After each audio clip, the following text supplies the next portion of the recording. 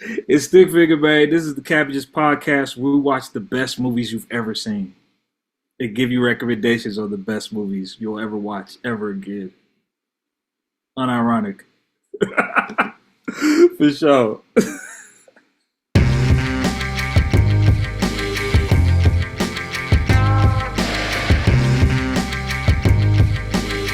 Hello. Hi, Jeff. Listen, before anything else, before we get into whatever, I just want to ask you a quick medical question. I had a long rant. Worked Yeah, out it was going to no, be no, that's a funny joke. I had a lot going on in there. no. Plenty of time for that. Plenty I of time for that rehearsed later. this in Plenty of time for front of that the later. mirror. What causes asthma? Do you know what causes asthma?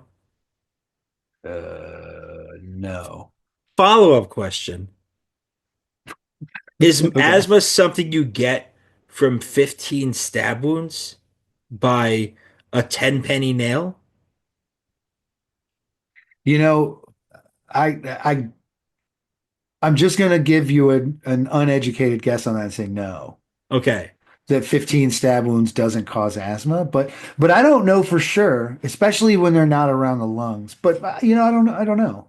Okay, a follow-up question. At what point in the movie 187, the movie we're talking about today, Uh-huh. uh, does Samuel L. Jackson develop asthma?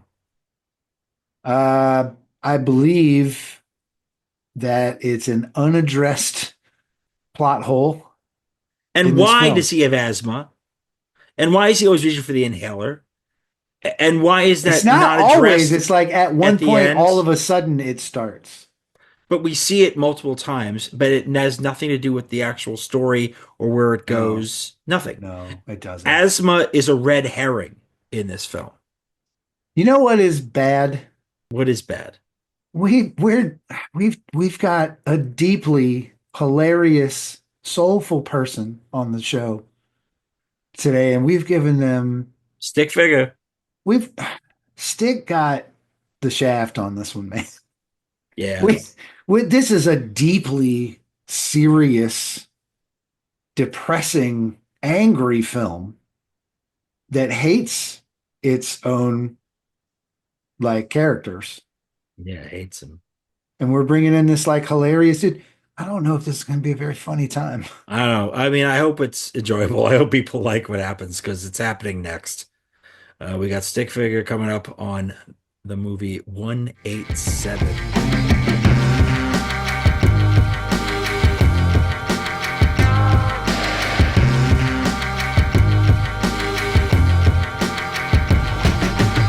All right, I am thrilled to introduce our returning guest for today's show. Joining us now is Stik Figa. Originally from Topeka, Kansas, the currently Fort Worth, Texas-based rapper has put out some excellent music over the years with producers like August Fanon, Conductor Williams, and The Expert, among others. His latest album is called A Small Fortune. It's produced by DJ Sean P, you might remember from the Pookie record, and you can get it right now on Bandcamp or wherever music is streamed or sold. Hello and welcome to the show. Hey, what's going on, guys? It's Stick Figure. What's happening? We're so happy to have you back. We had a good time with you when we did our Stoner season, and we did Yes, a little sir. movie called Grow House. I hope that more people after that episode checked out that movie. It was one of the stronger films in the Stoner season, I would say. I would Um, agree with that. it's a curious genre, but we've pivoted away from comedy for this Yeah, I one. just want to bring up the fact that like I'm not entirely sure we've done this with anyone else. We really appreciate your range coming on for a gritty drama after Oh yeah, a straight comedy. yeah, man. Like I said, I love it all, man. I'm Yeah. a TV pop culture dork at the end of the day, so I'm into all of it. I felt like I had seen this movie. It's one of those Hmm. movies. Well, it's one of those genres where it's like you have seen this movie, but Mm. Yeah. I hadn't seen Samuel L. Jackson, an esteemed actor, in this role. I don't think. This was his first like all him starring role, right? Am I It wrong? was. It It was. was. It So was he- okay. Yeah. He had been in some things, but he had never been the guy. Like so the way just this is a Samuel L. basically Jackson movie. So It's a 10 basically, it's like he was part of ensemble cast. Obviously, he had some pretty amazing supporting roles over the years. Spike Lee movies, obviously, being a great example. And then he gets to Pulp Fiction in '94. And Pulp Fiction is one of those where, again, that's an ensemble film. And then he starts doing other movies, but like a lot of the times in the '90s prior to this, he's in the other ensemble cast or he's in a duo and he's the second billed person in the duo. So like he's in Loaded Weapon 1, which is the Lethal Weapon parody, and Emilio Estevez is credited first. He We could have does watched that. we could have watched that. I Could have suppose watched that that. is true. That'd have been a cool choice. Amos and Andrew, another one. He did that him and Nicolas Cage, and Nick Cage is yeah. first credited in that. Whoa. And then again, these are all prior to this movie. And Long Kiss Goodnight, Gina Davis is first credited. Okay, yeah. So there's a lot of films he was in, obviously, before he was in this, and films where he was quite prominently featured. The Great White Hype is certainly a good, which is one I saw in the theaters, is a great example of that. He is billed on the top of that, but it is more of an ensemble movie than is that. So this really is like his. I'm leading this film. I am the one leading this, which he obviously he's a great ensemble player. When we see him in all sorts of movies, he even makes Marvel movies tolerable when he shows up and does his Absolutely. bit. So like I give him a lot of credit, but like I can watch him do a lot of things, and I've watched him in a lot of movies, including some very bad films over the years. Oh yeah. So when we've talked to Billy Woods before on this show, another repeat guest who managed to do comedy and serious drama. He did Marcy X with us, and then he did Street Smart with Morgan Freeman and Christopher Reeve, which is a wild movie.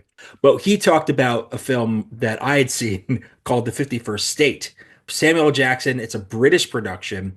It's one of the guys from Trainspotting, the same one who was in 28 Weeks Later. It's a very bad movie. But like this is also really important because this is an interesting time for Samuel Jackson. And I want to make clear, like, as we're getting into this. So this is a pretty significant swing. This is his first lead, but it's the same year that two other very notable Samuel L. Jackson movies come out. One of them is Bayou, and then the other is Jackie Brown. So you're basically a real breadth of kind of like what he is as an actor and what he's capable of. He took what is a pretty interminable script and turned it into an excellent performance. He kept me watching this movie, and we watched it twice, as we always do, as probably our return listeners are tired of hearing about.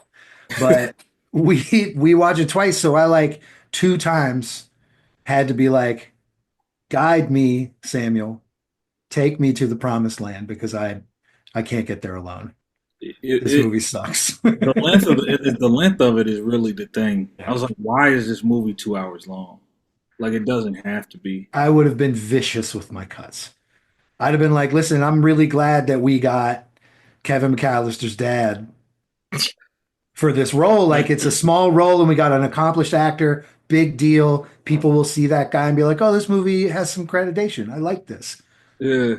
He would have been out. He is totally pointless to any part of this. Can we like, he's just awful. Can we talk about the casting of grown people as seniors in high school? Please, let's do this. Okay. One of my top grievances. Let's Actually, go. you know what? I can't hold on. I need help. Yeah, give yourself a little something. Like, you can't. I'm not convinced that Buddy who played Benny was not 32. I think he's older than the 3 of us. That's what that's a grown ass man. Like, here's the thing. You have a movie about kids being violent with teachers. Yeah. And these kids are bigger than the like, they're bigger and stronger than the teacher in some cases. Physically. Benny was ready to lift the whole school up and just bench press it. That's a big boy. It's no way. Like, it's between him. Well, Method Man's an adult. Method Man kills him in the first 10 minutes of the movie. He just. That's his only part of the movie, is him sneaking up behind. We don't even get like them in class together or anything. They're just like, there's a mystery dude. Yeah. And that mystery dude is, surprise, Method Man. He's going to stab a guy. Well, but keep in mind, this is before Method Man the actor. Right. This is before this is Method Man still in Wu-Tang, still very much like, so. high off of All I Got Is You, like probably like just. This came out in '98, right? 97. 98. 97. 97. So they filmed it in 96, which is like W time. Yeah, like They're coasting off of the double record right now. Yeah. So think about this for a moment. So this is the first time that Method Man is in a major motion picture and not playing himself. Right. No speaking as well. Because he was, and no speaking, but he was in The Great White Hype. Yeah. With Samuel L. Jackson, interestingly enough. But he does his first speaking role the same year, 97, in Copland. Right. And then in 98, we really get to see him shine in Belly. In Belly. This was a thing we kind of got from Method Man early in his career, where like the early stuff, it was like almost like he was an Easter egg before he got to speak in roles. You know what I mean? Like it's Method Man, and like the crowd would be like, "Oh shit!" Like, "Oh, it's Method Man!" Oh shit! You know, like he was a toy being presented to the audience. Like, hey, if you sit through this 2 hour, doesn't know if it's a crime drama or not, you get Method Man for 14 seconds, and he stabs a guy. I was gonna say I didn't know he was gonna murder. I didn't know he was the guy who he flunked. Right. Until he stabs him. And even then I'm still thinking, well, we don't know who he is. I don't know. We know who he is. He's Dennis Broadway. Right. He's been given the name Dennis Broadway. To be fair to this film, it has given me the way I will refer to Method Man from now on. It is Broadway. When somebody's like, "Oh, what's your like? You like Method Man?" I'll be like, "Oh, you know, Dennis Broadway. He's all right." Dennis Broadway, Tony Stark. You just start ranking your favorite fucking Wu-Tang MCs just based on the characters and pseudonyms. There's ways around it. It's so wild because you absolutely Broadway. His principal at the school in Brooklyn is Buddy from Office Space. Yes, sure is Richard Reel. Board, and I was thinking he should have jumped to conclusions.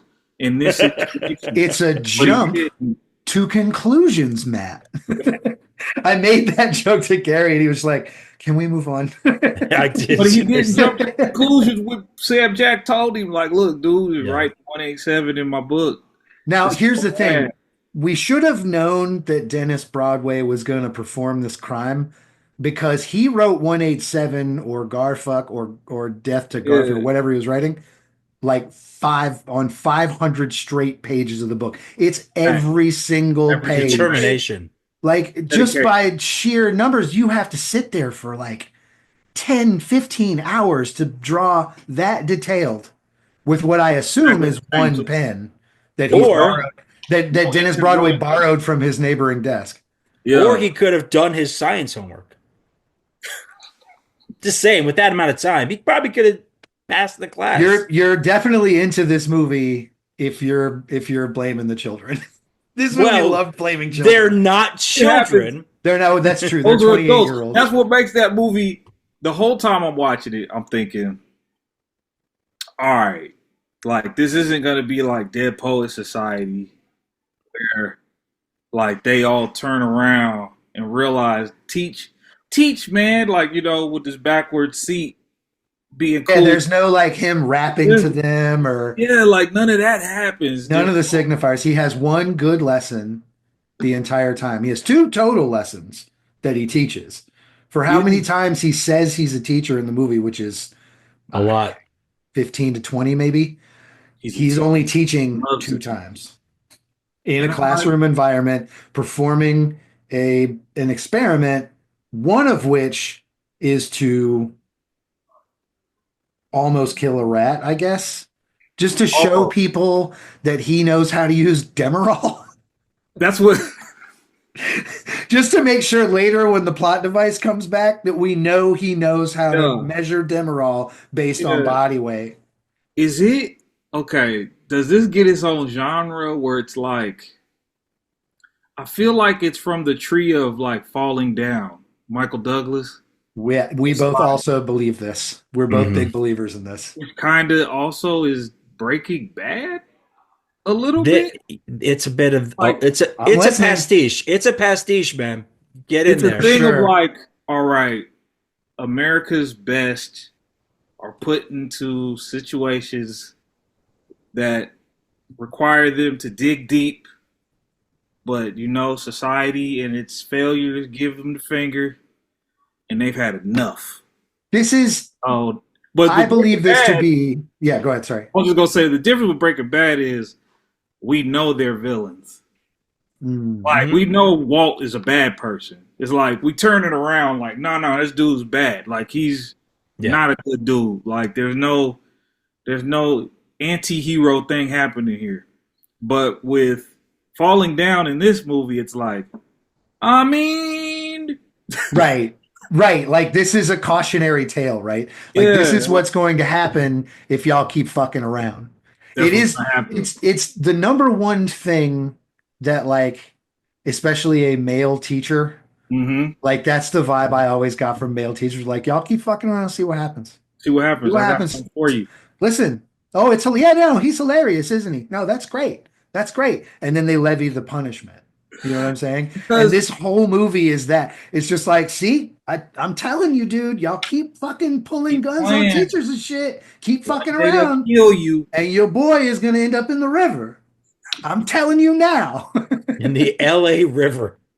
The LA River. Wait, so I've never been to Los Angeles. I don't know anything about, like, is there an LA River? Okay. That's the LA River. Like, have you ever seen Terminator 2 Judgment Day? Of course. I know exactly what that thing is. Yeah. That's the LA River. Yeah. That's what they call it. That's what they call it, man. They actually call it the LA River. It was very funny to me. So I did awesome. I'll tell you what I did like though. Okay, let's hear it. I liked who's the white character who is trying to fit in with KOS. Oh, you're talking about Steve Littleton. Wannabe. Absolutely. The rich kid wannabe. Yeah. Can I just, before you get into him, can I just say he is one of the only actual teenagers? He's an actual teenager. Okay. He is, I looked up everybody's ages. I was perversely curious. He's like 18, 19, maybe 17, between 17 and 19. Benny is 28, 29. Paco is 27. Grown ass man. Caesar, Clifton Collins, 27 years old. Rita is 28. Like, what about the female? The female character. The one that's supposed to be like 15. She's supposed to be like 15, 16. Yeah. And we've all had her. The teacher confesses. Yeah, Rita. That's Rita. She's 28 years old. She's 28 years old. Adult. Full adult. A grown ass woman. Listen, Steve. I'm glad you're calling out Stevie. They give us a scene with a 15-year-old, right, where she's nude on the couch, and we get the full shot. So number one, we know this is not a 15-year-old at this point. It's not a Larry Clark movie. You can't do that. It's one of the only laws we actually uphold in this country. Yeah, one of the few. One of very few that we still are like, if you shoot a movie and you put a fucking nude kid in, I swear to God, we're gonna fucking fight. Yeah, we're gonna fucking fight. It's gonna be a problem. Fucking do whatever you want with the government. We don't care. Don't put that fucking kid in that movie naked. So we knew, but as soon as the camera hits the naked body, I'm like, that's a fucking adult. It's gotta be. That's a woman. That's a woman. She looks very young. She looks very young. She does. She's very small and petite and everything. And she does a good job sort of with the innocence role. It's one of, I always read like a bunch of the reviews, like sort of skim them. Mm-hmm. And a lot of people said this, but Ebert probably said it the best, where he was like, the performances of this movie do not equal the sum of its parts. Like, they're really good. That's the most accurate. And she was really good. Yeah. There's some good, but like they just didn't. None of it made any sense for her. But okay, it's at least she got to like act her ass off. Yeah, I thought Clifton was really good in it too. I've seen him in a bunch of other movies. He's in everything. He's solid. Yeah. He's a solid actor in everything that he's in, and he was really solid in this. I just hated he had to play, the ridiculous Cholo character again. I'm sure he's done that a lot. Same with Benny. Benny, he's probably on that list of guys who plays Cholos in movies. Like, they had lists. His name Lobo Sebastian has played a gangbanger, a Chicano gangbanger in so many movies and TV shows at this point. It's just like a lot of these actors build resumes. It's part of my core problem with this is that you've created this world in which this is supposed to be a high school in the valley.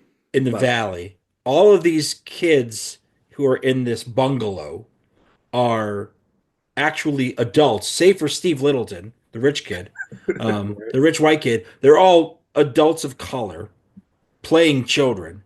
And they've all been depicted as essentially irredeemable monsters. Irredeemable monsters. Okay, so that's the story. They had to bring in all of the Cholo dudes on the lists because every fucking child was a gangbanger. Every single child in that school. How many gangs are there? Yeah. Like, is this actually, are we describing school as jail? Which is something teachers love to do. Love to do that. Lest we forget, this movie was written by a teacher. Yes. Don't forget. A teacher wrote this movie. As on the screen at the end. I'm like, I couldn't tell. As if there was anyone else that could have penned this masochistic view of the most put upon person on the entire world. Violent fantasy. Yeah. Of course, it's a teacher's point of view. This wasn't a student wrote this. Oh, no. Yeah. It was I thought like maybe a fucking, a really old person that spent their lives in aeronautics might have written this. No, it's a guy who basically was like Hollywood adjacent for a long time. His like writing credits included game shows. He like wrote for Love Connection and shit. Like this is not like an acclaimed screenwriter, but he's like, I have experience in the Los Angeles public school system and I have something to say. Yeah. And it's like, I to go get back to what I was saying about just a moment ago was like, so you've got this irredeemable monsters portraying children, but they're played by adults of color. And then here's a screenplay written by a white male, and we'll get to this part in a second, directed by a white male.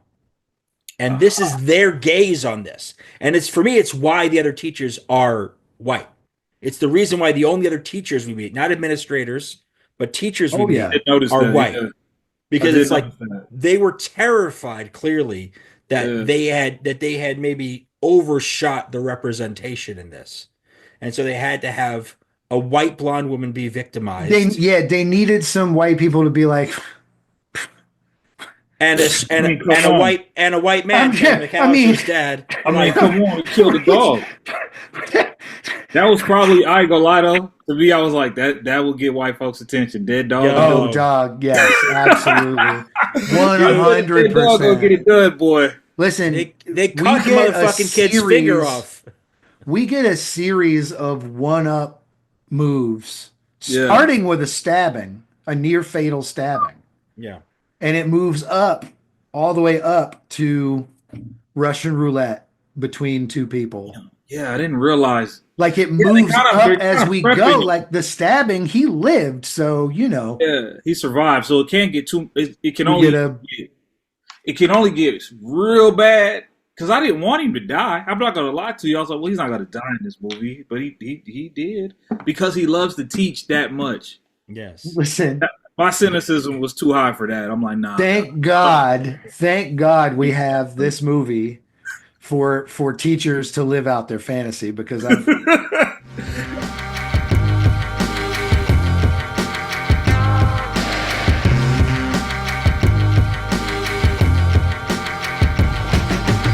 my father and my mother were both educators and they were both sort of sought out in their community amongst the teachers to like grousing about what the fuck is going on. And the only thing this thing gets right is the way they talk about the superiors. The administrators? The administration. Because, it's brief, usually brief and very cutting. That's usually how it goes down. Then they like complain about other stuff. They're basically just like, fucking idiot. Yeah. He's ruining everything. Fucking doesn't care a lick about teaching. And when they did the reveal that the guy's, the principal of the LA school he's at has never taught. That adds up. Real fucking talk. That shit is real. They hire politicians to run the schools because those dudes will just say okay when they're told no. They're not going to fight anything. They're here so that they can win up enough support to get elected and have real power. Gotcha. That's what they're there for. In a lot of cases, I've also met some very good administrators in my lifetime, but stepping stone and.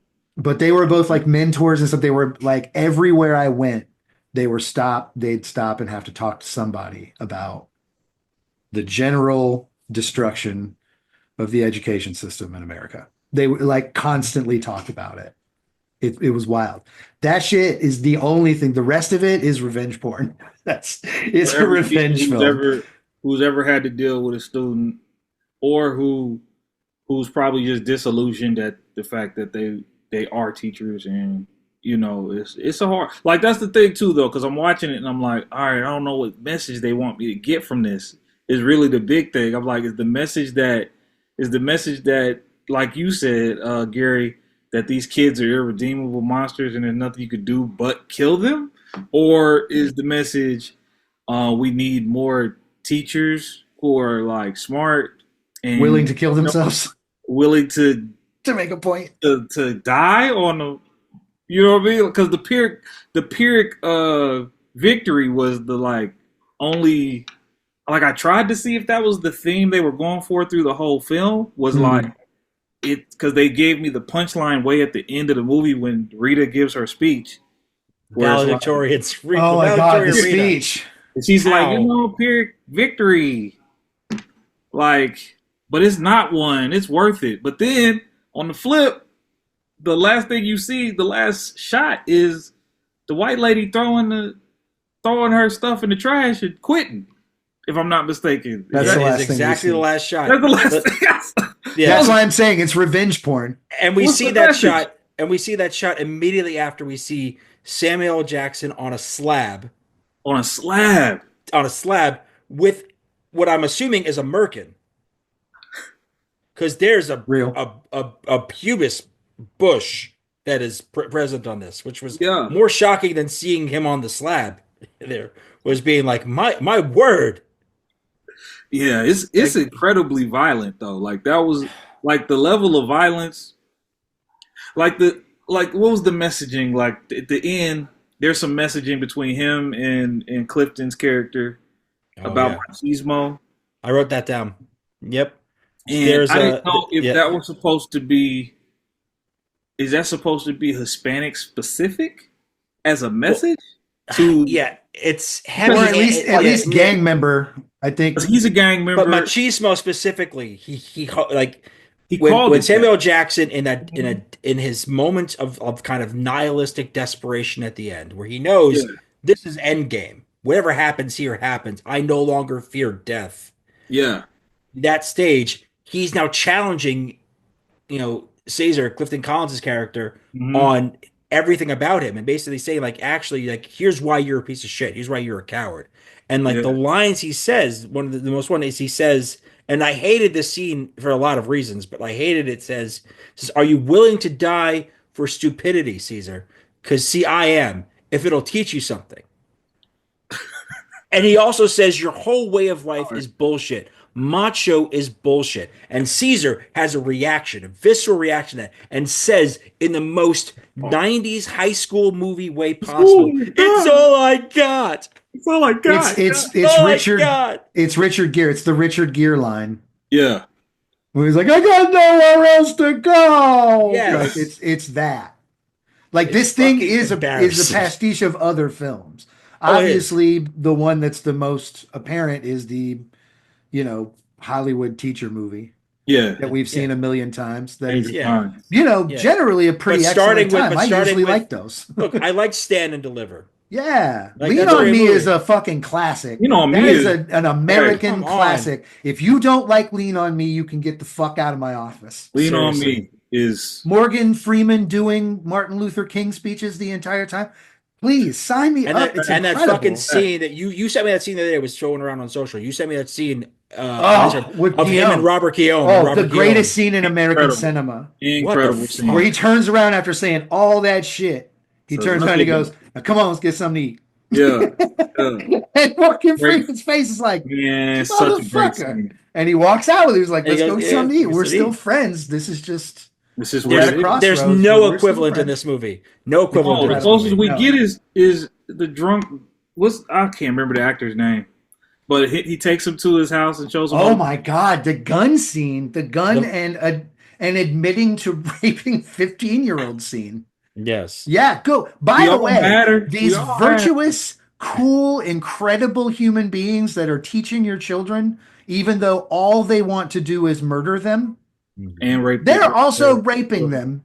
Yeah. So all of the credibility that we built for these virtuous, incredible angels on earth is completely wiped out. And then they're like, now let's kill everybody.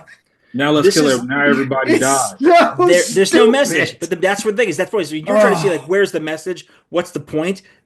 I struggle with this. I having watched it multiple times now. I struggle with that too because that scene is meant to be redemptive for Samuel L. Jackson's character. Lest you think that the horrible things he's done, severing a man's finger, severing a man's finger, and killing another man. Doing these things. It's really hard not to think. Sorry, go ahead. Saying he's doing all this, and then you have to introduce a character who is worse than morally reprehensible. And so John Hurd comes in, and he's like, "Look at all my guns." And it is, you brought up Falling Down before. It is a parallel to the scene where Michael Douglas in Falling Down ends up with a white supremacist, ends up with a white supremacist. Yeah. Who is showing him guns and be like, yeah, we like what you're doing out there, man. And he's like, I'm nothing like you. And basically Samuel Jackson says the same fucking line. Yeah. You think we're the same. Sam Jackson, you think we're the same. We're not the same. We're not. It's the same bit. It's really hard to think that the point of this movie is anything other than kids are fucking awful. Because like the progression of things that these kids do is so heinous. Yeah. That you like, I mean, listen, these are serial killer moves. Yeah. You know what I mean? Like even movies that are like super anti-gang cop movies are like nicer to gang members. Than this one was. Than this was. Like these people are sociopaths that will stop it. Like I'm not sure you've ever met anyone who's been in a gang then. Because it's not like they're not like rolling through and being like, I cannot wait to be violent today. Yeah, that was kind of what I was thinking too. Like the scene where they set you up to not care for any of the characters that are not Samuel L. Jackson and the teachers. So it's like, with the exception of Rita, then you kind of feel bad for Rita because she got butt ass just because somebody would help it or with her homework. I was like, all right, I feel bad about that. But when it came to Caesar and I want to call him Baby Joker, Benny, because Baby Joker next Friday. No, Baby Joker's fine. Just call Baby Joker. It's fine. Baby Joker, he smoked somebody on just a humbug for writing. No, totally, for being like, whoa. Like there's an ethics to this, and that ethics is you need to be put to death while I'm on my way out. No, like he didn't even have to do that. He was on his way out because he didn't have time to do his fucking ankle bracelet. That's what it was. Yeah.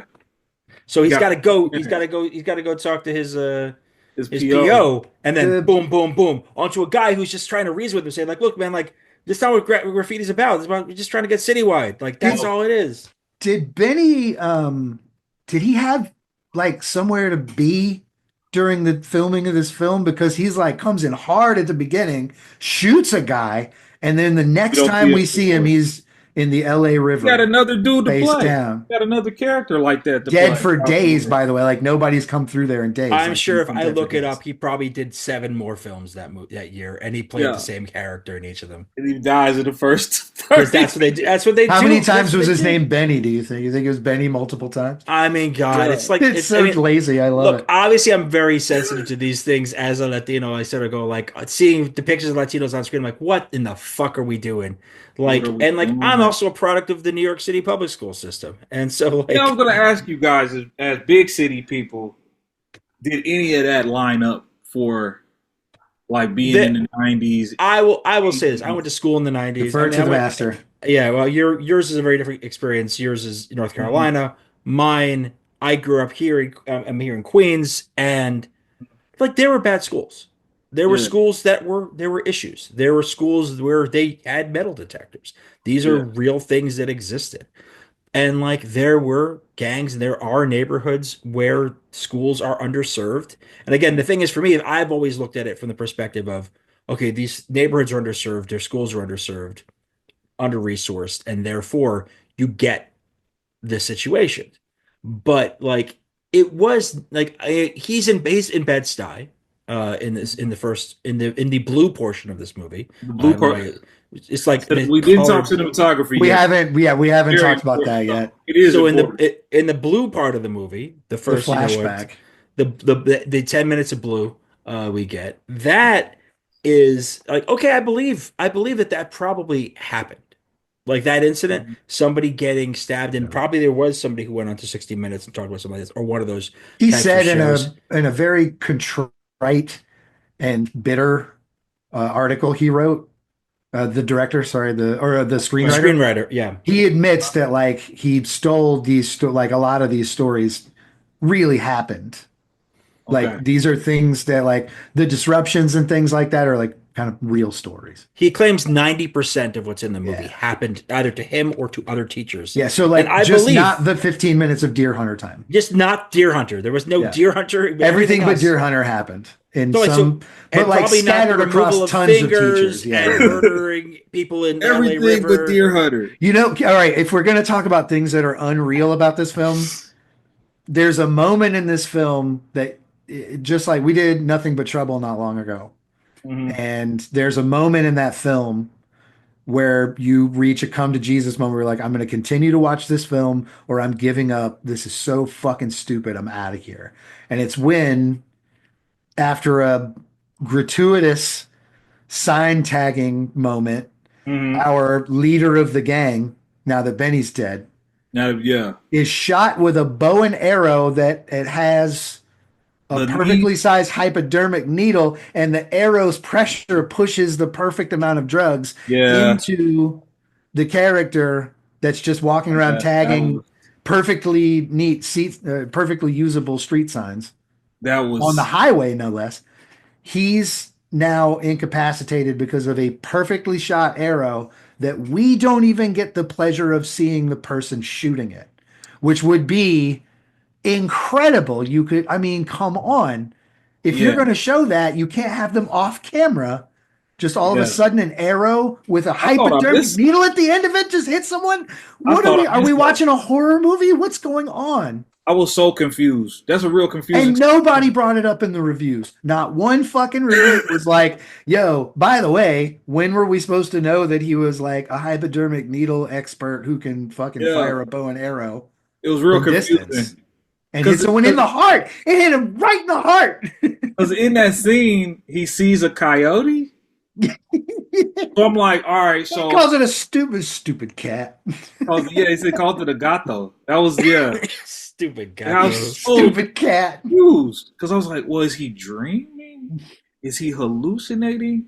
And I thought maybe the arrow was a hallucination too, but that's an actual important plot point. Yes. And what was he hallucinating on? He's Like like, what? He was just drunk and like invented a there's coyote. I got drunk a there's lot and I never invented th- animals. there's a detail at the very beginning of that scene that I don't want to overlook.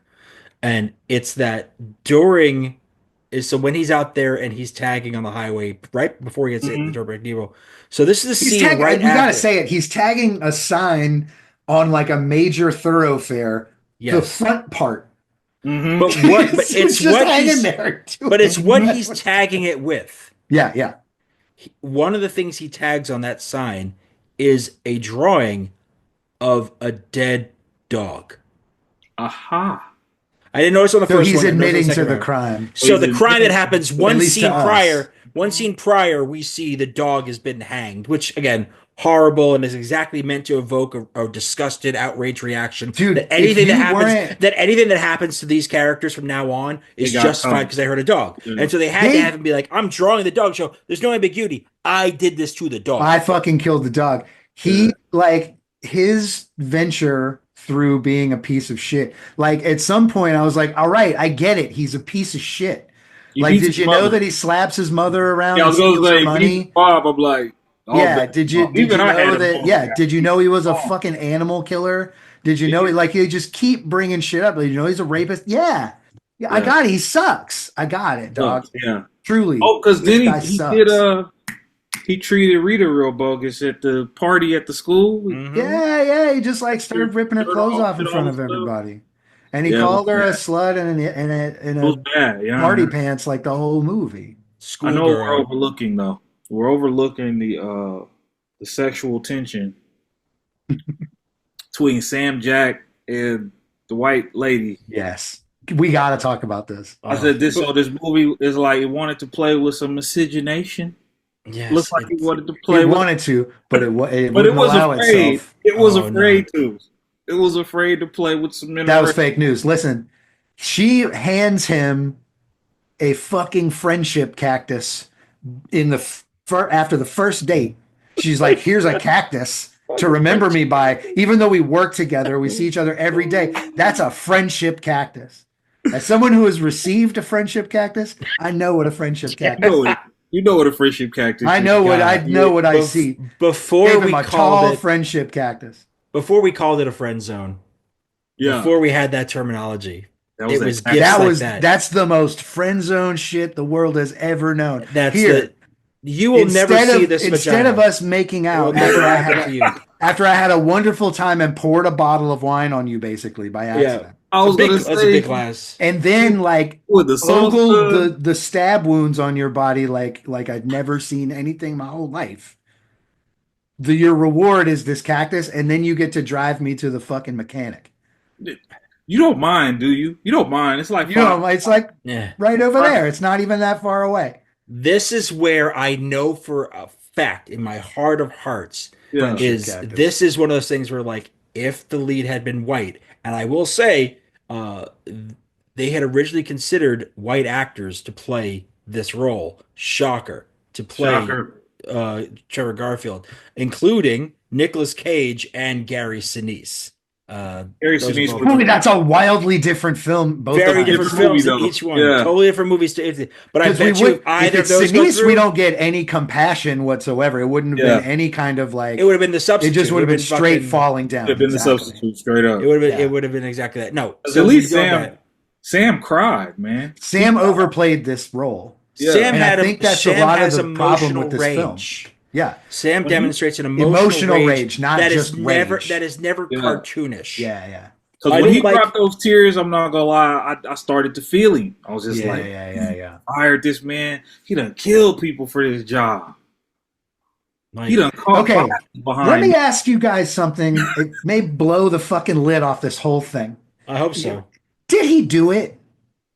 We're led to believe by a series of conversational foibles Mhm. and like little red herrings, and we never actually see him do any of these things. We're sort of led to believe that maybe he didn't do it. He never admits it outright. He never missed it outright. He And does. when people ask him, he's evasive, but like in the perfect way. This was the most clever thing they did in the whole film, is when Mhm. she says Benny's dead, he's just like, Benny lived a really wild lifestyle. And to be honest with you, like, this isn't shocking news to me. You And know, I have absolutely gotten bad news before and been like, I have depending been on who it preparing. was, I have been Yeah. preparing for this news for a long time. he never And come clean. And that she it comes is sad, but not shocking. Yeah.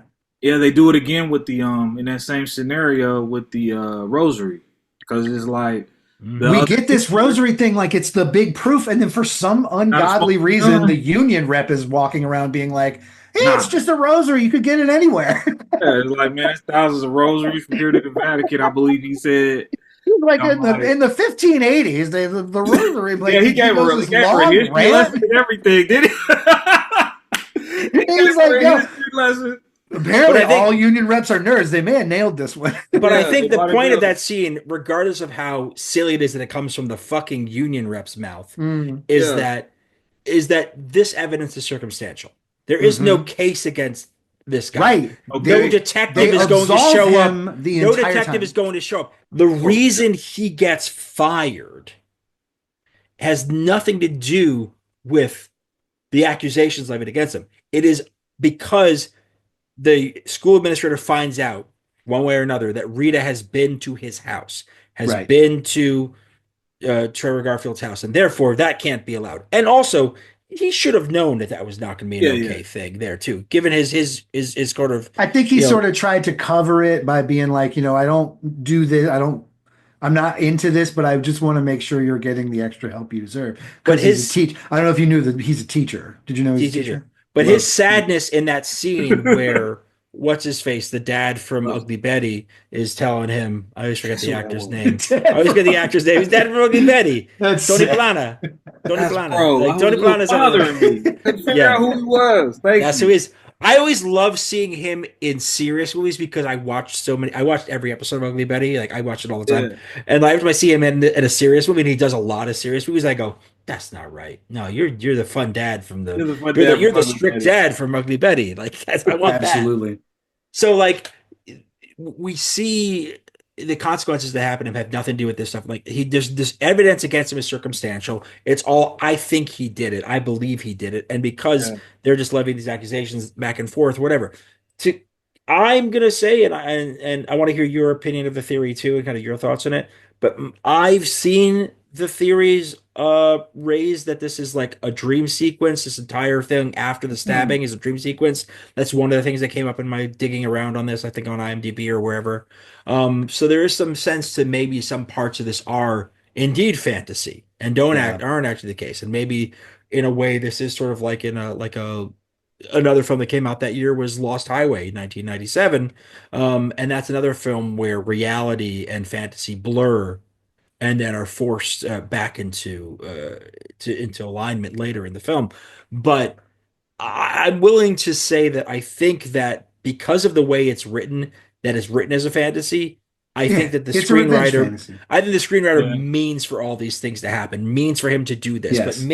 But the choice not to show him committing the murder and committing the severing a finger and all that is a very meaningful choice in terms of like telling a story. I have to. We get 6 straight scenes. First of all, I gotta get this out in the open. Samuel L. Jackson, his character doesn't really want his job because if you're accused of having a student come over to your house, you immediately can always say she's 28. She's allowed to be here. We're consenting. That's a 28-year-old. She's so grown. She's paying taxes. Okay. She's got kids. Moving. Saw her at the crib, right? We get like 6 straight interrogation scenes. Yeah, there's a lot of interrogation. That kind of prove your theory is not unwarranted, but also we get like seriously 4 scenes where people sit him down and go, "Did you kill the guy? Did you kill Benny?" And his general answer is, "Benny was a bad dude. And we're better off without him, and that's all I know." It get like that. That's basically what he kept saying. But okay, so this is what I was thinking about too, though, in reference to this, is that is what spurred him to start killing when he realized that dude took his watch. His grandfather's watch. His grandfather's watch. Which we learned in Pulp Fiction is a big fucking deal. Come on now. Let's connect these dots. But they didn't care. You know what I'm saying? He knew going about it the square way, the bureaucratic way, wasn't helpful. So I think that was used to push the story in this direction. To say, well, he's got to be a rebel now because he knows that he can't get any real justice except for to use his scientific abilities, like in Breaking Bad. Yeah, and I think that you're touching on is that while it's hard while you're watching it to truly get that there are these moments that occur throughout the film that while the ending feels extreme and absurd, some of the actions that happen preceding that are precedented by things where they're showing that he is willing to do stuff that is out of the norm. So like the very beginning when he is teaching the New York classroom, and doing the centrifugal force with the bicycle, which is not centrifugal force. I've learned it's some other entire It's scientific not actually thing. I wasn't sure. But I'm not But a it is science pretty guy, so I'm cool. not. It's cool, but it's like it's a but cool that's neither here nor distraction there. for a classroom. You It know, was, and it got it got kids to pay attention, which I guess is the point. Yeah. But that's clearly not on the curriculum. That is not on the syllabus. That's not what Right. that is not what the New York Public School district school You never said. saw that. Teach science class. No, never. In the same Listen, way, he's not a rules guy. bringing a serious prescription painkiller knockout drug into your classroom And poisoning an animal. and poisoning an animal in front Oh, of the children, that's definitely not on the fucking syllabus. No. They So put it there's in sugar. He's a monster. there's irredeemable monsters in Who this can movie. Should who have can named this movie. resist? Nobody is cool in this movie. Listen, And then the mouse gets fucking Yes. stabbed. Animals have a really hard time in this film. Animals, Not are a hard. great Animals animal were film. going through it in this movie. And the Not a human great animal, animal I mean, film. don't get me started. The human animal. the human condition takes a beating in this film. Yeah, it's Just the general condition of humanhood. At some point, the teachers, which by the way, angels on earth, one of them fantasizes openly about a kid not standing up in his class, so he shoots him. Oh yeah, This is a did. He fully does, yeah. realized spoken revenge fantasy Never just by a wanted teacher to in this go. film with a gun in hand. Is just Yeah. like, sit down, Joey. You haven't Like, wanted first to of all, do that? He's I looking have at been at your school for the last 2 fucking years of my life, it feels like. And there's It's a long nobody movie. named fucking Joey.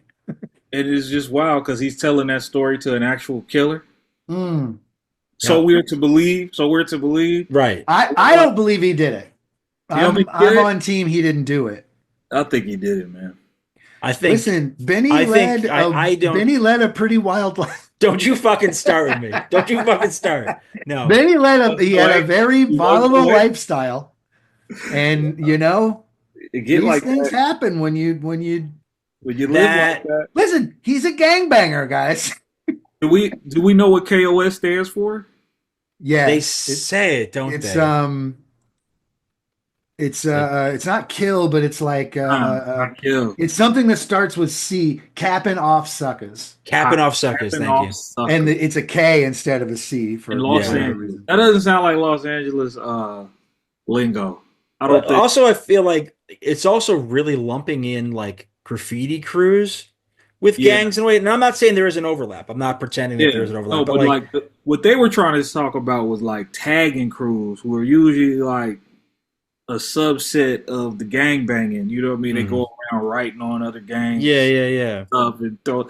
But this was more like the hip hop New York graffiti Yeah. energy that they were merging.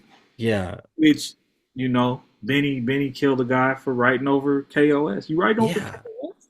Yeah. I feel like look at that. if and- someone's crazy enough to kill somebody, that community was small enough at that particular time that everyone would know, like, hey, by the way, I know you're new to the neighborhood. It's good to see you out, Tag. Like, it's great to have a community. Yeah. If you see KOS stuff, just leave it where it is. Leave it where it is. Everybody would know. Yeah, it would be known before there was violence.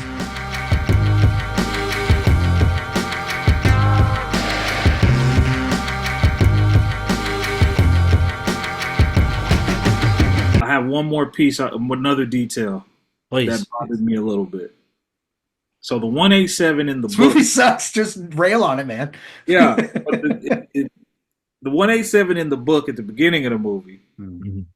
the style in which the 187 is written is the exact same style that was on the car.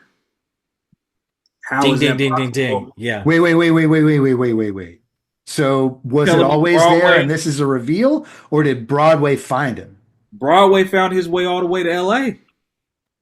So this makes the suicide scene even more absolving for his Layers. not having done it, because he He just knows didn't he's want to being face cornered. So Broadway he's like, again. "Fuck it, I don't care."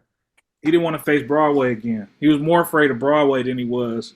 If they had brought Broadway back for real, that would have been an incredible move. It would have made this movie better. My biggest problem with this movie is this. This guy's in the New York City public school system. He gets violently attacked by a student. 15 months later, he moves to Los Angeles to work in the Los Angeles public school system. Make any of that make sense. Listen, Go. even bigger problem in that same span for me is that, like, if we had, say, eliminated the gun nut revenge fantasy child rapist character, if we just take that out, we can keep it the same length and give me a little bit of him fucking recovering from mortal stab wounds, what could kill most people. Give me a little of that, and then maybe why he's going to LA. Is it a fresh start? Does he Why have is he family in there? LA? Why Did is he in LA? did one of his family members die and he inherited an apartment? Like, give me literally any backstory on the 15 months that define the character of this human being, instead of making sure that we meet other teachers who also think the students are pieces of shit. And more importantly than that, We just didn't need it. More importantly than that, I've met a lot of New Yorkers. It's going to take a lot more than 15 stab wounds to get them to move to LA. He'd be I'm right. not leaving He'd be New right York on back. that shit. He'd be in the same motherfucking school. He'd be Yeah. like, "Nah, man, I Kidding. know my bike route is that way." No, Like, he could have No. went to Long Island. I depend on that bike route. He He could have Long chose Island. exactly. Yeah. He He could have could've went chose anywhere. to be and he could have gone into a suburban system. He Yeah. probably would have had, given the profile of his case and what happened, he probably would have had his Pick of the litter of high also, schools in New York. He's coming in as a What sub. a redemption story! What a redemption story in New York. They would Yeah. gladly bring him back to a different school, to a school that was deemed safer, one where he could really do his stuff. But you don't have any explanation for why he's out in LA, which we fucking know is going to be another problem. He could have gone anywhere. I don't know why you moved from Topeka to Fort Worth. I don't know that. I assume you were not stabbed in a high school class. High school walk. Listen, also whatever But- goodwill. only like 8 hours compared to like the other side of the country. Other side of the fucking country. That's what I'm saying. Whatever Like goodwill. you could go on a road trip and be there. Yeah. Versus I have to fly. There's no other way. Whatever goodwill he serves to us by being a good teacher for having spun that guy around a circle for a little while, that makes him a really good teacher, apparently. Yeah, for sure. Whatever goodwill we had from that and him getting stabbed, all of this stuff, it goes away the second he accepts that fucking friendship cactus. That's true. That's true. Second he's like, "Oh, thank you." I'd be like, "Nah, why don't you keep it with your like 34 other cacti? Why don't you put that back in cacti corner and I'll go home and like get my own fucking plants." Is this the first? Also, he walks into that classroom and like it's the wrong classroom. Gives like that's this such a passionate good speech. It's a passionate speech. It's a great bit, but also like it makes him like a total goof.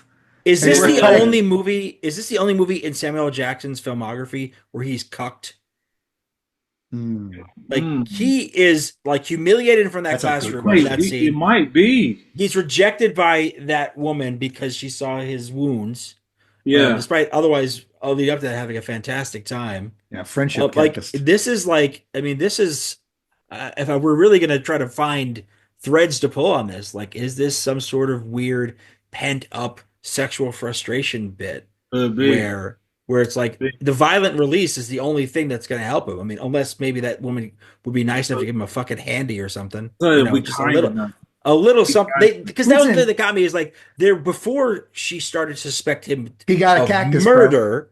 Before she started suspecting him of murder, Yeah, she genuinely seemed to be like interested in him. She was And throwing like, they could have very easily just been like, you know what, we can take it slow. You know what would have solved that issue for us? Like we wouldn't have any confusion if any of the music in this movie made any fucking sense. Oh, Nothing Okay. in this Music. fucking film made any sense to the music that it, like these hard ass gangbangers are rolling down the street and they're playing what I would genuinely classify as like weird pop, like what's the genre, Gary? Help me out. What, trip hop. Yeah, like light trip hop. Not even like And hard, like beat driven. Like this was like light shit. Yeah. I didn't Light get that. FM trip hop. Was the idea for the cinematography to be like in like a hallucinating desert vibe all the time? Was that what they were going for? I mean, I guess think so. somebody had Fog, read the use of L.A. somebody had read that the use of color to describe place is meaningful in film. But this Yeah, film only has two colors. It Right. has blue and it yeah. has Sunset. this Tell auburn me, sunset Yeah. fade going on it. Like it's meant to be, really it's meant to terrible. like deserts. When deserts are portrayed in films, they're Yeah, not portrayed as pleasant places, generally speaking. yeah, They're portrayed as this is where you're probably going to die. So I yeah. think there's an That was intentionality to the that for energy. sure. Yeah, I was, but like again, there's at some point you're watching this, you need like, especially when I went back and rewatched it and I saw how blue the New York stuff was in comparison to the rest of the film, it really hit me. It's like there's a lot of just bad choices on the side of the people who put it together. Like forget about the characters and their bad choices or whatever. That's I think we've addressed the screenplay fairly well. That this screenplay is deeply yeah, it's flawed. bad. But Right. like choosing to basically say two blanket colors is how we define this movie is a bad choice. There's texture, there's nuance. You could have done things that certain characters are on the screen versus Yes. making it just seem like it is this like a wash in this faded vibe. Then you have, as Jeff just pointed out before, the music choices where you have a movie that takes place in New York City and Los Angeles, and then instead of playing hip hop or Mexican music, you know, That's what I was. any version of either in that, they choose primarily British trip hop and acid jazz. Uh-huh. The in the opening scene, in the opening credits, where Samuel Jackson's on a bike going across the bridge, and the opening credits are showed up on the I was screen, like, what is this song? is a British MC from an acid jazz group called Galliano, who were doing stuff in the Ah, UK in the 90s.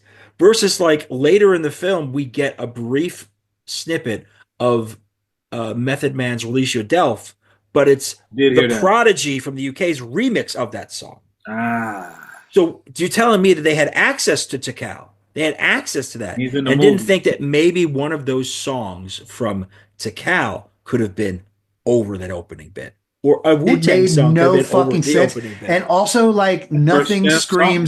nothing screams New York and LA like London jams. Why don't we throw a Clash song in this motherfucker? The I mean, Dizzy Rascal. That's what it and the thing needed. is, this is where they, but the thing is, All the cholos were hanging out listening to Dizzy Rascal after school and smoking weed, those rapscallions. Some rapscallions, those scoundrels. listen to that original pirate material in the streets. One Move of the things worst fucking forward. records I've ever heard. But I can spend a lot of time shitting on UK rap, but I won't do that today. Not But today. That was It's not But the so I time. wild how eye to eye we see it. fucking hate it. Anyway, but the music is a choice. And the choice to like basically say like Dangerous Minds succeeds as a movie I was gonna say. and as a soundtrack.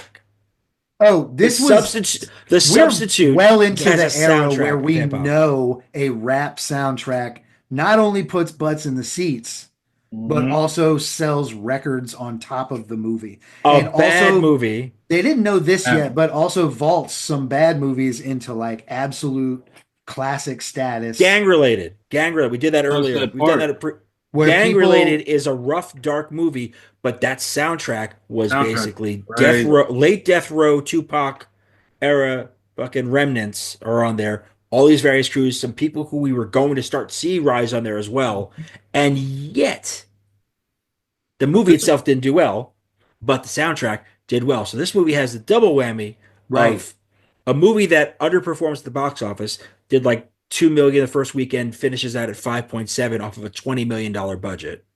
ooh, I was miserable watching this damn movie, and man. then doesn't have a soundtrack It's a to back it up. miserable film. But It's there's just it's a slog too. that's By the the way, too all of much. this sounds more exciting than it is because like everything is explained to wild detail the yes. entire time. Like, we got a dead dog that's hung itself or has been hung, Yes. but we didn't get the guy shooting the arrow, which is a much Now, more incredible feat. now here's my theory about the arrow. I don't know if you're ready for this theory. I'm here. Do you have any I think I know why it's an arrow. Obviously haven't seen the original screenplay, but I don't think it's that delivery system is in the screenplay. because that's such a choice. No. That's such a weird choice. No, this is like something that was born of a rushed reshoot.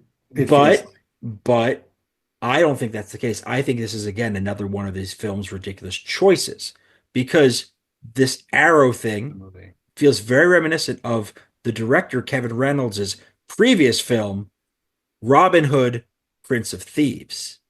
They were shooting arrows all over that. He just likes them. That dude likes arrows. I think he just wanted to have. He just that makes sense. And he also did Waterworld. After Waterworld, he did Robin Hood.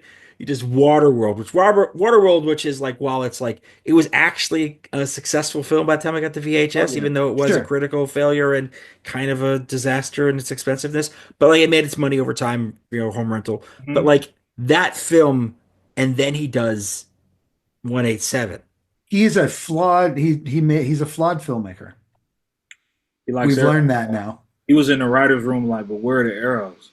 In this gritty crime drama. Thank you. That's what was happening. Shit. Like, that movie was almost done. It was he was looking over the script. He was doing additional, you know what I mean? That's where a lot of because every movie, because like Waterworld and fucking and Robin Hood, we had arrows. I have all these arrows. Where are the arrows? Somebody got. They're like, how does he poison the kids? Does he like put on a mask and like jump on the kid's back and like chloroform, or does he like just hit him with one real quick in the hallway and then put him in a like room or something?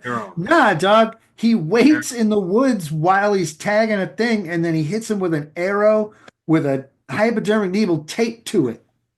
He's so good at shooting arrows at people's hearts that he can add weight and still measure perfect distance. It was in the background of the main character, Samuel Jackson's character. We just never got to read it. You know what I mean? Like, that was part of it, but we just missed it. It had to be. Think about the intern who got fired for not including arrows. I know, seriously. And or I guess at that point they were calling, what are the PAs or something? Yeah, PAs. Yeah, one of the PAs got fired for that. Yeah, maybe it's the the fuck edible. Is my arrow? I ordered an arrow. Maybe it's the edible that's finally kicked in for me, and it's here now.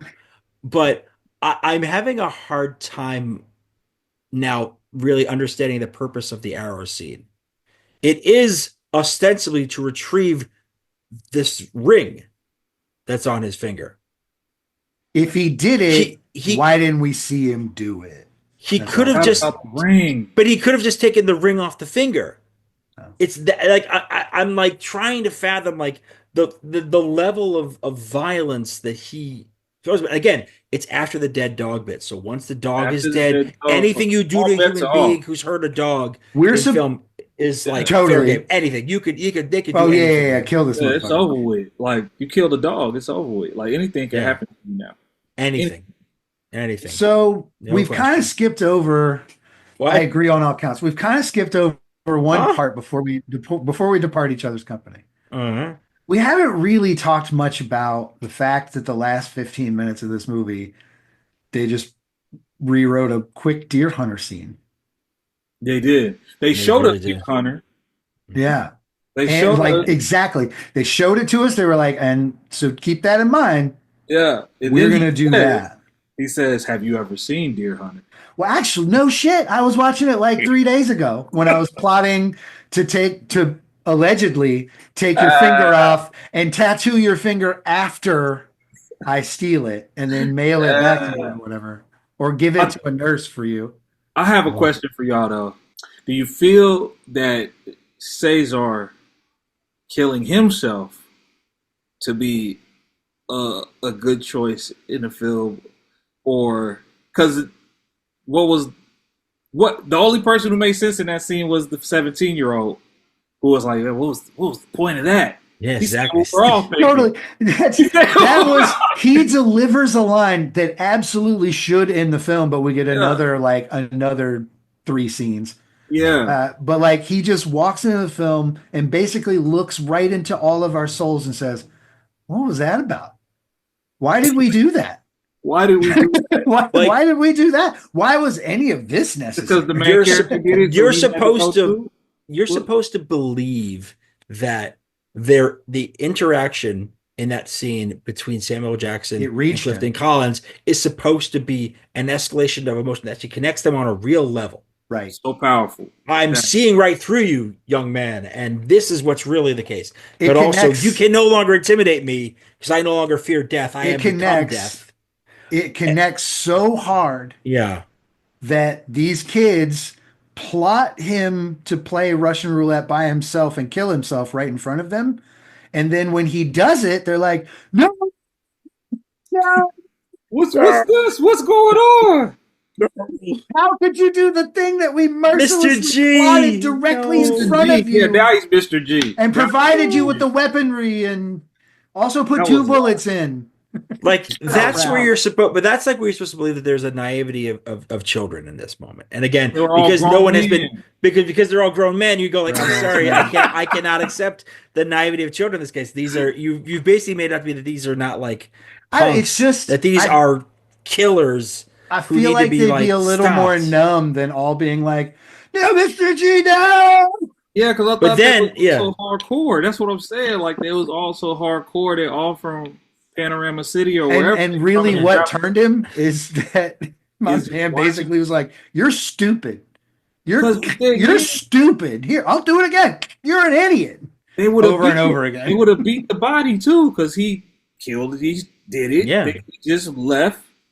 Yeah, man, he committed All suicide. of Like Caesar in that moment, we're supposed to He was believe impacted. He was impacted. sees the fatal shot that kills Samuel Jackson and has this revelation in that moment. We're supposed to believe he has a revelation that says that was supposed to be mine. I was supposed to take that. It's not how Now, shit worked, though. somebody could have that reasonably, but the next move isn't going to be pick up the gun again and say, Like, take my turn. He just I takes got his 1 in turn. 6 chances. I'm gonna beat this bitch, is what he says. So he was just. And the worst part of that scene, other than the fact that it is just of like a mockery of the deer hunter, which actually. By the way, took you Russian don't roulette. have a 1 in 6 chance. One of the chambers, because you put 2 in there, remember, It had is to- already an exploded fucking bullet, and you Yeah. put them right together. So your chances are real close to not 1 in 6. No, Is it's- all I'm just going to throw that out there. Well, see, no one said he was good at I don't math. know why No it one said he was bothered good me at so math. much, but it bothered me. I was like, I don't He think said he they were learned these much in the cholos world. know nothing of mathematics. they were This is a failing the failure school. of teaching. He did embarrass him. Oh wait, now there was a moment where he embarrassed him, made him read. Yeah, yes. He tried to connect with him too, though. He was like, "It's all right, man. We gonna after I embarrass you. Yeah. I know you can't read. I know your reading is Yeah. remedial. I don't even know what you're doing in this class. Right. Like, why are you here? You're 28 years old. Go gangbang in the streets. Fuck. Why are you What reason are to we, be here. what are we figure it providing out. you that you need?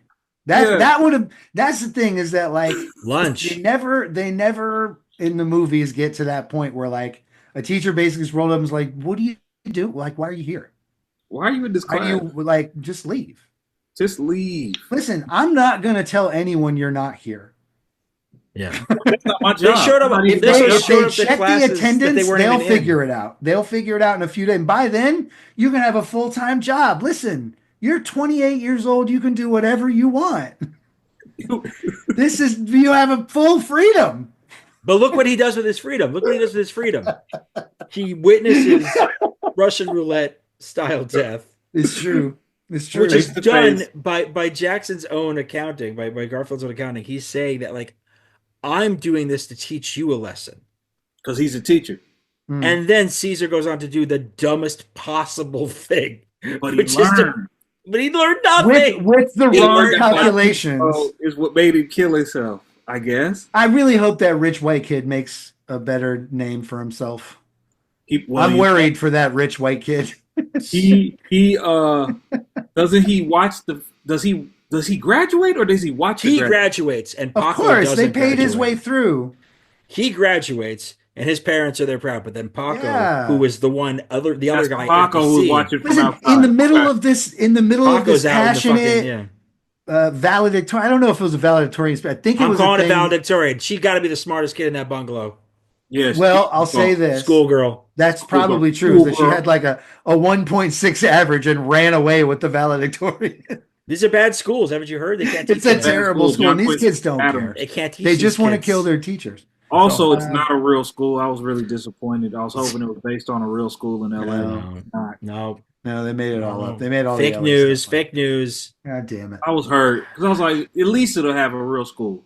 At least there's some school in the valley, in Pacoima, one of these rough parts of the valley, that I'm gonna be able to look up, see how bad it is, and it was not real. It was made up. I'm sorry. I'm sorry we did this to you. I'm sorry we did this to you. I'm glad I did it. I'm glad I did it though, because I had not seen. Because I think the first movie I ever saw Sam Jack in, well, the first time I saw Sam Jack was in Coming to America.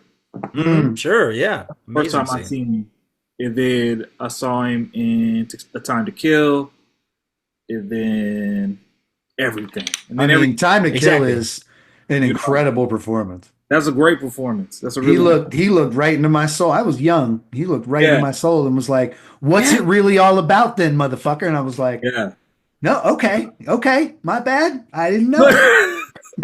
I was just taking the side of the filmmaker." I love seeing movies like this because it reminds you that everybody has to go through, the thing to get to where they gotta go. Because this is Sam was too good, and but he had made this thing. He was trying to make this thing a better movie with a beautiful performance. Yeah, it got in the way of the rest of the movie. It's not his fault. Yeah, no, not his fault. He's got it. What we learned from this is that Samuel Jackson as an actor is not defined by his failures. Like we see him in this film, and it's clear that fine, this isn't one of his best films.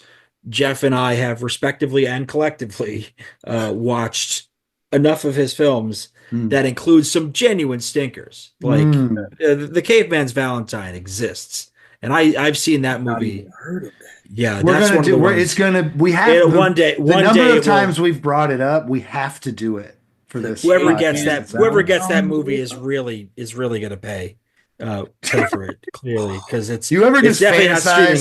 They're not streaming anywhere. One of the rappers on the podcast won't sit down, and then we just point a gun at him and say, "Watch the Caveman's Valentine." That's as cruel as we get. As we make you watch a bad movie. I'm gonna do it. It'll happen. I will say you will get an appreciation for 187 if you watch the Caveman's Valentine. It's a much So it was a book first. I'm seeing. I'm just saying, tread lightly. You almost certainly can't stream it. It has to be purchased. You have to spend money on this thing. I don't think they can afford for someone to pirate it. I think they need every. I watched this thing on Tubi with 44 commercial breaks twice because I was like, I'm not giving money to this. Listen, I'm not doing that. Jay Rodan in it. I did not expect that. No. Yeah, you're getting sucked. You're getting sucked in. You're getting sucked in. I have to advise you. Get out of there. Gets it. Abort. Get out of there. Do not looking at the cast. The cast has not seek the treasure. Do not. It's only got a 5.8 on IMDb. That's not as bad as you guys are saying. No, you guys remember Rotten Tomatoes. IMDb is not real. It's not real. You remember that part where something happens to him? There's two things. Something happens to him, and at some point, the rest of the world shakes. Yeah, I remember that. He's oh, he's hulking out. I don't remember what happened to him, but he hulks out. And then the second thing is when Caesar steals his grandfather's watch. Oh yeah. When he leaves the classroom, they have this long, big shot of him, and he's approaching the camera. The walk that he has should be bottled and distilled. He's it's fucking the most furious walk I think I've seen any actor give. Yeah, he was upset. He's just marching with locked knees. Yeah, hard into the ground. I'm gonna kill this motherfucker. It was great. See, I as much as I. That's it. That's all. It's one of those two. I don't think we'll even use that, but I think as much as I enjoy the Hulk out scene is so weird. It comes out of nowhere. It's good. Yeah, as much as I clearly didn't care for this film in a lot of different ways. I have to admit, I keep coming back to his performance. His performance, so good because I've seen him in enough bad things where he's so good that you go, that's fine. It's a It's a better fine film film. because he's in it. Like I've seen some This real doesn't crap, this doesn't and scratch the surface of the transcends. worst films we've seen. I was in gonna this say it podcast. could have been a lot worse. If Oh Sam God, Jackson yeah. you And know, I can say The I've aforementioned seen Marcy worse, X is but an also I've unwatchable piece seen of worse shit. movies with Samuel L. Jackson in it. I've seen worse movies Mhm. than this with that in it. Absolutely. So I'm not gonna judge or blame him for this. He's I in all think those stinker Star Wars movies. he's in a lot of things. Well, they don't really give him much of a role in those movies, but true. I don't know. I don't watch it. not like you would know. You're just complaining about a franchise. Star Wars, yeah, they lost me a while ago. I don't know. I can't keep up. They never found me, pal. I've been You were never a evading. Star Wars person? I have watched a few of them. How can you not? Yeah, I mean The Star Wars. OGs, the second three, Yeah. maybe one after that somewhere I caught. It's not for me. Darth Maul, you were not there for Darth Maul. I remember Darth Maul Right. he looked really cool, You remember Jar Jar Binks? but I Right. remember the character of like, what did he do? Did Darth Maul do anything? No. He had a He was lightsaber with generically Yeah, he got evil, two- and he like had two lightsabers instead of one, two which is lightsabers. as fuck. Don't get me That was wrong. raw. That was Weapons super are raw. cool, but like Yeah, no, that's I was into it. the whole thing. It was there for kids Red. to buy figurines. Red and black. It's crazy that that's a prequel because like lightsaber technology is How can cooler it advance? in the past. How can it advance? rather And they're than like, no, it's too much power. We'll strip away people's power and make their weapons less. That's not how it works. it's like they held back the electric car and now we only have regular Who holds back the lightsabers. electric car? We do. Oh, we do. That's American. We do.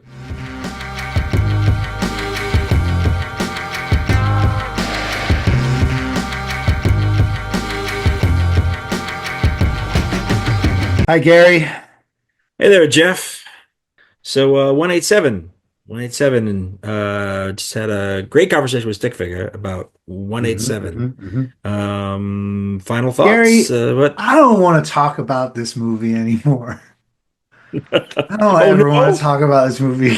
Please. Listen, we covered a lot. We covered the plot holes pretty well. There was more, I'm sure, but like, Sure. and we hammered these things to death. I think we out talked ourselves on. I think this one's done, man. We gotta turn the page. But we arrived at this film in a way we really haven't explored with our peer into the 90s film culture. What do you mean? Well, we picked it based on the fact that we wanted a Samuel L. Jackson led vehicle. Yes. And that ended up being semi-difficult because this came out late in the 90s and this was his first true lead. So we didn't have a whole lot to choose from. But there are plenty of people we have not covered that are the 90s. Oh, sure. Yeah. Like people that you just could not avoid in the 90s. Oh, my goodness. Like pick a genre and there's like probably a top 5 in each of them we would be able to name. Like whether you're looking absolutely. So you're looking at your political thrillers or your action movies or your gross out comedies. And then there's people that did all of it in a way. You know what I'm saying? Like, okay, I'm thinking of a specific name actually. Oh, okay. And I'm the list that I'm forming in my head of movies this human has been in. It's a vast list. It's a list that will have some good choices on. From the 90s though, like because you saw the problem with from Samuel Jackson is it spans a lot of the 90s. Yes. Okay. All right. Well, who are you thinking? Oh, Gary, I got to leave you on a cliffhanger. It's the Cabbages Podcast Network.